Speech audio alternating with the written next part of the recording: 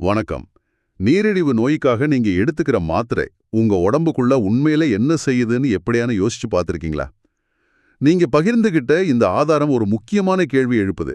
நம்ம நோயை குணப்படுத்துறோம்னு நினைச்சுக்கிட்டு உண்மையில நம்ம உடம்போட சண்டை போட்டுக்கிட்டு இருக்கோமா? வாங்க, இத பத்தி ஆழமா அலசுவோம். வணக்கம். ஆமா, இது ஒரு சாதாரண மெடிக்கல் விளக்கம் இல்ல. நாம சர்க்கரை நோய்க்கான மருந்த ஒரு உதவியா, ஒரு நண்பனா பாக்குறோம்.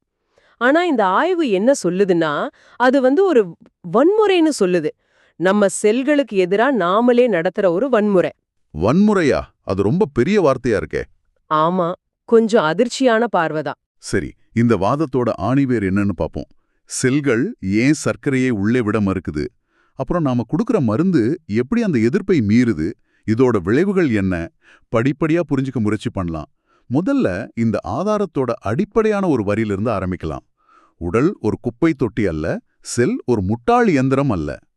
இது கேட்கறதுக்கு ரொம்ப சிம்பிளா இருந்தாலும் இதுக்குள்ள ஒரு பெரிய தத்துவம் இருக்குல்ல. சரியா சொன்னீங்க. இந்த வாதத்தோட மைய கருத்தே அதுதான். உடல் ஒன்ன வேண்டான்னு சொல்லுதுன்னா, அதுக்கு ஒரு ஆழமான காரணம் இருக்கு. நாம இன்சுலின் எதிர்ப்பு, அதாவது இன்சுலின் ரெசிஸ்டன்ஸ்னு சொல்றோமே, ஆமா. அத ஒரு நோயா பாக்குறோம். ஆனா இந்த வாதம் என்ன சொல்லுதுன்னா, அது ஒரு கோளாறு இல்ல. அது நம்ம செல் தன்னைத்தானே காப்பாத்திக்க எடுத்து ஒரு புத்திசாலித்தனமான முடிவு. ஒரு ப்ரிடெக்டிவ் டிசிஷன். ஓ, ஒரு பாதுகாப்பு முடிவா? அப்போ நம்ம உடம்பு தப்பு பண்ணல, தன்னை தற்காத்துக்கிட்டு இருக்குன்னு சொல்றீங்க? அதேதான். சரி, உடம்பு தன்னை தற்காத்துக்கிட்டு இருக்குன்னா அது ஏதோ ஒரு ஆபத்திலிருந்து தானே தற்காத்துக்கணும். அந்த ஆபத்து என்ன? நாம சாப்பிடுற சர்க்கரையா? ஆமா. ஆனா இங்க சர்க்கரைனா நாம நினைக்கிற மாதிரி பழங்கள்ல இருக்கிற சர்க்கரை இல்ல. இந்த ஆதாரம் குறிப்பிடுறது சுத்திகரிக்கப்பட்ட கார்போஹைட்ரேட், அதாவது வெள்ள சர்க்கரை, மைதா மாவு மாதிரி விஷயங்கள. ஓகே. அது உயிரற்ற உணவுன்னு சொல்லுது. ஏன்னா அதுல பிராணன், என்சைம்கள், மினரல்கள்னு உடம்புக்கு தேவையான உயிர் சத்துக்கள் எதுவும் இல்லாம வெறும் வெற்று கேலோரிகள் மட்டும்தான் இருக்கு. அப்போ அது உடம்புக்கு சக்தியே கொடுக்காதா? நாம கார்போஹைட்ரேட் தான் சக்தின்னு நினைச்சுக்கிட்டு இருக்கோம். அதுதான் இங்க இருக்கிற முக்கியமான முரண்பாடு. இந்த ஆதாரம் என்ன சொல்லுதுன்னா, இந்த மாதிரியான உணவு செல்லுக்குள்ள போகும்போது அது சக்தியை கொடுக்கிற எரிபொருளா இல்லாம ஒரு சுமையா மாறுதுன்னு சொல்றீங்களா? நம்ம புரிஞ்சுக்கிட்டாதான் நம்ம செல் ஏன் அதை வேண்டான்னு சொல்லி கதவை சாத்துதுன்னு புரியும். இங்கதான் விஷயம் ரொம்ப சுவாரஸ்யமாகுது. ஒரு செல் எப்படி இது குப்பை, இது எரிபொருள்னு முடிவு பண்ணுது? அதுக்கு அறிவு இருக்கா என்ன? இந்த ஆதாரம் அதுக்கு ஒரு அருமையான உருவகம் கொடுக்குது. ஒவ்வொரு செல்லும் தனக்குள்ளே ஒரு கேள்வியை கேட்டுக்குதான். எனக்குள்ள வர இந்த பொருள் என்னை கட்டமைக்குமா அல்லது அழிக்குமான்னு. ஓ, செல்லுக்குள்ள மைட்டோகாண்ட்ரியான்னு ஒரு பகுதி இருக்கு. அத செல்லோட இன்ஜின்னு சொல்லலாம். நம்ம சாப்பிடுற உணவு அங்கதான் போய் எரிஞ்சு சக்தியா மாறும். சரி. அந்த இன்ஜினுக்குள்ள அந்த சுத்திகரிக்கப்பட்ட சர்க்கரை போனா என்னாகும்? யோசிச்சு பாருங்க, ஒரு நல்ல வண்டியோட இன்ஜின்ல கலப்படமான பெட்ரோலை ஊத்தினா என்ன ஆகும்? இன்ஜின் ரொம்ப கஷ்டப்பட்டு ஓடும், சூடாகும், கரும்புகையை கக்கும், கடைசியில இன்ஜினே பழுதாயிடும் இல்லையா? அதே மாதிரிதான் இந்த சுத்திகரிக்கப்பட்ட குளுக்கோஸ் மைட்டோகாண்ட்ரியாக்குள்ள போகும்போது அது சரியா எரியாம செல்லுக்குள்ள நச்சு புகைய உருவாக்குது. மருத்துவ மொழியில இதத்தான் ஆக்சிடேட்டிவ் அழுத்தம்னு சொல்றோம். ஆக்சிடேட்டிவ் அழுத்தம். ஆமா, அந்த நச்சு புகை கொஞ்சம் கொஞ்சமா அந்த இன்ஜினியே, அதாவது மைட்டோகாண்ட்ரியாவையே சேதப்படுத்த ஆரம்பிக்குது. ஓ, அப்போ இதை உணர்ந்து கொள்ற செல், ஐயோ இந்த குப்பை உள்ள வந்தா நம்ம இன்ஜினே போயிடும்னு பயந்து கதவை மூடிக்குது. இதுதான் இன்சுலின் எதிர்ப்பா? மிகச் சரியா புரிஞ்சுக்கிட்டீங்க. இன்சுலின் அப்படிங்கிறது தான் செல்லோட கதவை திறக்கிற சாவி. செல் என்ன பண்ணுதுன்னா, இந்த ஆபத்தை உணர்ந்த உடனே அந்த பூட்டையே மாத்திடுது. அதாவது தன்னோட இன்சுலின் ஏற்பிகளை மூடிடுது. அப்போ இன்சுலின் சாவி இருந்தாலும் கதவை திறக்க முடியாது. முடியாது. வேண்டாம், இந்த குப்பை எனக்குள்ள வராதேன்னு செல் தன் கதவை இறுக்கமா மூடிக்குது. ஒரு நிமிஷம், இதுல எனக்கு ஒரு முக்கியமான சந்தேகம் வருது. உலகம் முழுதும் இருக்கிற மருத்துவர்கள் எல்லாரும் இன்சுலின் எதிர்ப்பு ஒரு நோய், அதை சரி பண்ணணும்னு சொல்றாங்க. ஆனா இந்த ஆதாரம் மட்டும் அது உடலோட ஒரு நல்ல முடிவுன்னு சொல்லுது. இது முழுமதிப்பு மருத்துவ கருத்துக்கு வாண்டான் எதிரிலேயே. அருமையான கேள்வி. இந்த ஆதாரம் என்ன சொல்லுதுன்னா, நாம பிரச்சனையை தப்பான இடத்துல பாக்குறோம். ஒரு வீட்டை சுத்தி குப்பை நிறைஞ்சு துர்நாற்றம் அடிக்குதுன்னு வைங்க. நாம ஜன்னல கதவெல்லாம் மூடுறோம். இப்போ ஜன்னல மூடுறது பிரச்சனையா இல்ல வெளியே இருக்கிற குப்பை பிரச்சனையா? வெளியே இருக்கிற குப்பை தான் பிரச்சனை. அதேதான். இன்சுலின் எதிர்ப்பு நாம ஜன்னல மூடுற மாதிரி.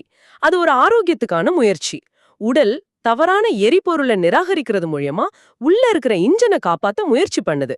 ஆனா நாம ஜன்னலை மூடினது தான் தப்புன்னு சொல்லி ஜன்னலை உடைக்க பாக்குறோம். அடடா, இந்த கோணத்துல நான் யோசிக்கவே இல்ல. செல் கதவை மூடிடுச்சு, ஆனா ரத்தத்துல சர்க்கரை அளவு அதிகமாயிட்டே இருக்கு. அதை சரி செய்ய தானே நம்ம மருந்து எடுத்துக்கிறோம். அப்ப அந்த மருந்து உண்மையில என்ன செய்யுது? இதுக்கு தான் இந்த உருவகத்தை இந்த ஆதாரம் பயன்படுத்துதா? ஆமாம், இந்த வாதத்தோட மொத்த சாராம்சமும் அந்த உருவகத்துல தான் இருக்கு. ஒரு வீட்டின் வாசல்ல ஏகப்பட்ட குப்பை குவிஞ்சிருக்கு. வீட்டுக்காரர், அதாவது நம்ம செல், அந்த நாத்தத்தை பார்த்து இது குப்பைன்னு புரிஞ்சுகிட்டு வேண்டான்னு கதவை சாத்தி தாளிட்டுக்கிறாரு. சரி. ஆனா நாம என்ன செய்றோம்? ரத்தத்துல சர்க்கரை அளவு அதிகமா இருக்குன்னு ரிப்போர்ட் பார்த்த உடனே நேரா போலீஸ, அதாவது சர்க்கரை மாத்திரைய கூப்பிடுறோம். போலீஸையா? ஆமா, அந்த போலீஸ் வந்து வீட்டுக்காரோட எதிர்ப்பை மீறி கதவை உடைச்சு வெளியே இருந்த அத்தனை குப்பையையும் வலுக்கட்டாயமா வீட்டுக்குள்ள தள்ளிட்டு போயிடுது. என்ன சொல்றீங்க? அப்போ சக்கரை மாத்திரையோ அல்லது இன்சுலின் ஊசியோ பிரச்சனைய சரி பண்ணல, கண்ணுக்கு தெரியாம வேற இடத்துக்கு மாத்துது. தெருவில் இருந்த குப்பைய வீட்டுக்குள்ள தள்ளுது. இது நிஜமா நம்பவே முடியலையே. ஆமாம், இந்த ஆதாரத்தின்படி மருந்துகள் ஒரு அடக்குமுறை கருவி. அது செல்லோட புத்திசாலித்தனமான முடிவை மதிக்காம அத மீறி செயல்படுது. ரத்த பரிசோதனை ரிப்போர்ட்டை பார்க்கும்போது சக்கரை அளவு குறைஞ்சிருக்கும்.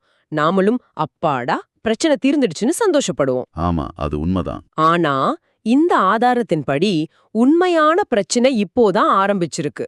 குப்பை தெருவிலிருந்து வீட்டுக்குள்ள வந்தாச்சு. இது கேட்கவே பயங்கரமா இருக்கு. அப்போ அந்த செல்லுக்குள்ள போன குப்பைய என்ன மாதிரியான பாதிப்பை ஏற்படுத்தும்? ஒரு வீட்டுக்குள்ள தினமும் குப்பைய கொட்டினா என்ன ஆகும்? முதல்ல ஒரு மூலையில இருக்கும், அப்புறம் அறை முழுவதும் நிரம்பும், துர்நாற்றம் அடிக்கும். அந்த வீடே வாழ தகுதியற்றதா மாறிடும். ஏறக்குறைய இதேதான் செல்லுக்குள்ளேயும் நடக்குது. அதுல முக்கியமானது என்ன? முதல்ல செல்லோட சுவாசம் பாதிக்குது, அதாவது ஆக்சிஜன் பயன்பாடு குறையுது. ரெண்டாவதா நம்ம இன்ஜின்னு சொன்னோமே, அந்த மைட்டோகாண்ட்ரியா கடுமையா சேதமடையுது. இதோட நேரடி விளைவு என்னன்னா, உடலுக்கு தேவையான சக்தியான ஏடிபி உற்பத்தி பயங்கரமா குறைஞ்சிடுது. ஏடிபி அது என்ன? அத கொஞ்சம் விளக்க முடியுமா? நிச்சயமா, ஏடிபிய செல்லோட கரன்சி அல்லது பணம்னு கற்பனை பண்ணிக்கோங்க. நம்மகிட்ட பணம் இருந்தாதான் சாப்பாடு வாங்க முடியும், உடம்பு சரியில்லைனா சரி பண்ண முடியும் இல்லையா? அதே மாதிரி செல்லுக்குள்ள ஏடிபி இருந்தாதான் அது தன்னைத்தானே சரி செஞ்சுக்க முடியும், புது செல்களை உருவாக்க முடியும். ஓ, இந்த குப்பை உள்ள போனதால செல்லோட பணம் சம்பாதிக்கிற திறனே குறைஞ்சிடுது. அதனாலதான் அந்த முரண்பாடு ஏற்படுது. ரத்தத்துல சக்கரை இருந்தும் உடம்புல சக்தி இல்லைன்னு நிறைய பேர் சோர்வா உணரத்துக்கு இதுதான் காரணம்னு இந்த ஆதாரம் சொல்லுது இல்லையா? மிக சரியா. எரிபொருள் செல்லுக்குள்ள இருக்கு, ஆனா அதை எரிச்சு சக்தியா, அதாவது ஏடிபி பணமா மாக்குற இன்ஜின் பழுதடைஞ்சிடுச்சு. அதேதான், கார் டேங்க் ஃபுல்லா பெட்ரோல் இருக்கலாம், ஆனா இன்ஜின் பழுதா இருந்தா கார் ஒரு அடி கூட நகர முடியாது. அதே கதை தான் இங்கேயும். இது வெறும் சோர்வோட நிக்காது, உடம்போட தன்னைத்தானே சரி செய்யும் திறன், அதாவது நோய் எதிர்ப்பு சக்தியையும் இது கடுமையா பாதிக்குதுன்னு இந்த ஆதாரம் சொல்லுது. இதன் நீண்ட கால விளைவுகள் ரொம்ப தீவிரமா இருக்குமா? தினமும் குப்பையால் நிரப்பப்படும் ஒரு செல் பல வருஷங்களுக்கு பிறகு என்னவாகும்? விளைவுகள் ரொம்ப தீவிரமானவை. யோசிச்சு பாருங்க, குப்பையால நிரம்பிய ஒரு செல் தன்னோட அன்றாட வேலைகளை செய்யவே திணறுது. அதுக்கு புதுசா புரோட்டீன் செய்யவோ தன்னைத்தானே பழுது பார்க்கவோ சக்தி, அதாவது ஏடிபி பணம் இல்ல. கழிவுகளை வெளியேற்ற முடியாம திணறுது. இந்த நிலைமையில அந்த செல் எப்படி ஒரு ஆரோக்கியமான செல்லா பிரிய முடியும்? முடியாது. அது ஒரு நோயாளி செல்லா தான் பிரியும். இல்ல, அதால சரியா பிரியவே முடியாது. செல் பிரிதல் செயல்முறை மொத்தமா குழம்பி போயிடுது. இறுதியா அந்த செல் மெல்ல மெல்ல உயிரோட இருக்கும்போதே அழுக தொடங்குது. இதுதான் செல் அழுகல், அதாவது செல் டீகேன்னு இந்த ஆதாரம் குறிப்பிடுது. செல் அழுகலா? ஆமாம், அது ஒரு உயிரோட்டமான இடமா இல்லாம ஒரு குப்பமேடா மாறிடுது. இந்த செல் அழுகல் தான் சர்க்கரை நோயோட தீவிரமான பாதிப்புகளா நம்ம பாக்குற நரம்பு சேதம், ரத்த ஓட்டக்குலைவு, அப்புறம் கேங்க்ரின், இதுக்கெல்லாம் காரணமா? ஆமாம், இந்த ஆதாரம் அது ரொம்ப ஆணித்தரமா முன்வைக்குது. அது நரம்புகள்ல நடக்கும்போது நமக்கு கால்ல கையில உணர்ச்சி இல்லாம போகுது. ரத்த குழாய்கள்ல இந்த செல்கள் அழுகும்போது ரத்த ஓட்டம் தடைப்படுது.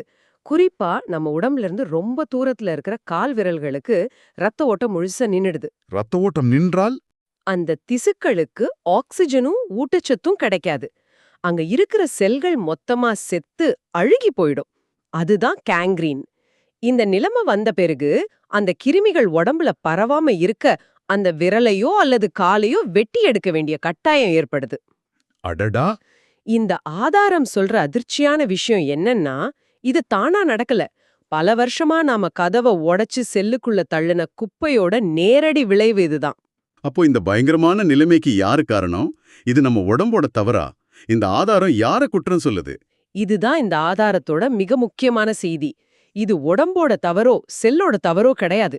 இந்த குப்பை உழவு எனக்கு வேண்டான்னு நம்ம உடம்பு ரொம்ப புத்திசாலித்தனமா இன்சுலின் எதிர்ப்பு மூலமா கொடுத்த எச்சரிக்கைய நாம மருந்துங்கிற போலீஸ வச்சு அடக்குனதோட விளைவுதான் இதுன்னு சொல்லுது. நம்ம உடம்பு நம்மள காப்பாத்த முயற்சி பண்ணுச்சு, ஆனா நாம தான் அதோட முயற்சியை முறியடிச்சிட்டோம். ஆமா. ஆஹா, சர்க்கரைய நோய் என்னது ஒரு எதிரி இல்ல. அது நீங்க தவறான எரிபொருளை வண்டியில ஊத்திக்கிட்டு இருக்கீங்கன்னு நம்ம உடம்பு கொடுக்கிற ஒரு சிவப்பு சமிக்ஞை. நம்ம கார்ல ராங் ஃபியூவல்னு எச்சரிக்கை விளக்கு எரிஞ்சா நாம அந்த விளக்க உடைக்க மாட்டோம், எரிபொருளை மாத்துவோம். ஆனா இங்க நாம அந்த எச்சரிக்கை விளக்க அணைக்க மருந்து சாப்பிடுறோம்.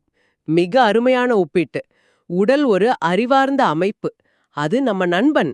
அது எப்பவும் நம்மள காப்பாத்த தான் முயற்சி பண்ணும். ஆனா நாம அதோட மொழிய புரிஞ்சிக்காம அது குடுக்கிற அறிகுறிகளை எதிரியா பார்த்து அடக்கும்போது நாம நம்ம உடம்புக்கு எதிராவே ஒரு போரை நடத்துறோம். சுருக்கமா சொல்லணும்னா, நாம நோயோட சண்டை போடல, நம்ம உடம்போட அறிவோட சண்டை போட்டுக்கிட்டு இருக்கோம்னு இந்த ஆதாரம் சொல்லுது. ஆமா, உடலுக்கு எதிரா போராடினா ஜெயிக்க போறது நம்ம இல்ல, தோல்வி நமக்கு தான். ஆனா இந்த ஆதாரம் ஒரு நம்பிக்கையோடு முடியுது. உடலோட அறிவுக்கு நாம கீழ்ப்படிய தொடங்குனா, அதாவது அது வேண்டான்னு சொல்ற குப்பை உணவுகளை நாமும் ஒதுக்கிட்டு அது கேக்குற உண்மையான உணவை கொடுத்தா உடம்பே தன்னைத்தானே குணப்படுத்திக்க ஆரம்பிக்குமா?